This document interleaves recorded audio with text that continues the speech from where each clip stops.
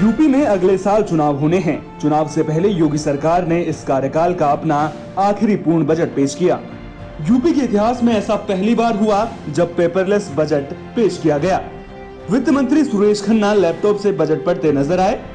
इस दौरान सुरेश खन्ना ने कहा कि यूपी सरकार का फोकस उत्तर प्रदेश को आत्मनिर्भर बनाने और राज्य के सर्वांगीण विकास पर रहेगा। योगी सरकार का ये बजट 5,50,270 करोड़ 78 लाख का है, जो यूपी के इतिहास में अब तक का सबसे बड़ा बजट है।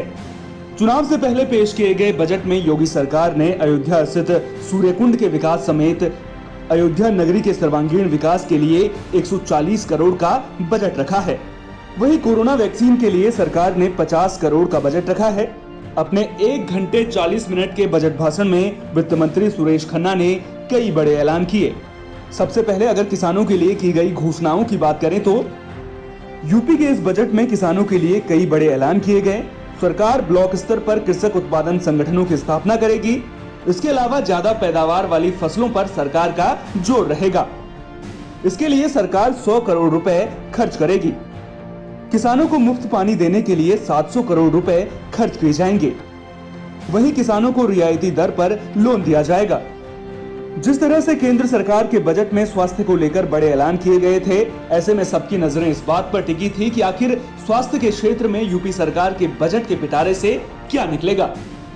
यूपी सरकार ने कोरोना वैक्सीन के लिए 50 करोड़ के बजट का ऐलान किया है।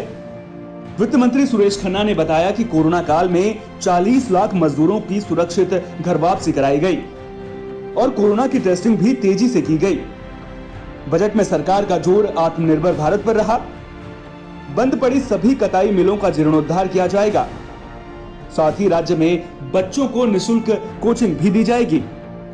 वहीं पुलिस आवासों का नाम स्वतंत्रता सेनानी ठाकुर रोशन सिंह के नाम पर रखा जाएगा। किसानों के मुफ्त पानी, सस्ता लोन, कोरोना वैक्सीन के अलावा राज्य में एक्सप्रेसवे और मेट्रो के जाल बिछाने के ऐलान भी यूपी सरकार के बजट भाषण में देखने को मिले। वित्त मंत्री सुरेश खन्ना ने कहा कि अब यूपी में एयरपोर्ट की संख्या बढ़ेगी। अयोध्या एयरपोर्ट के लिए 101 करोड़ रुपए का बजट रखा गया। इस एयरपोर्ट का नाम भगवान श्री राम के नाम पर रखा जाएगा। इसके अलावा जेवर एयरपोर्ट में हवाई पट्टियों की संख्या 2 से बढ़ाकर 6 की जाएगी। जेवर एयरपोर्ट के लिए 2000 करोड़ का बजट रखा गया है। दिल्ली मेरठ आरआरटीएस के लिए 1326 करोड़ रुपए और गोरखपुर वाराणसी मेट्रो के लिए 100 करोड़ रुपए का ऐलान किया गया है। यूपी के इतिहास के सबसे बड़े बजट में सरकार ने आत्मनिर्भर भारत पर जोर दिया। साथ ही कोरोना वैक्सीन को लेकर भी जरूरी ऐलान किया गया। योगी सरकार तो इस बजट को सबका साथ, सबका विकास और सबका विश्वास वाला बता रही है। ऐसे में अब देखना दिलचस्प होगा कि यूपी की जनता को ये बजट कितना रास आता है। Special report AB Star news.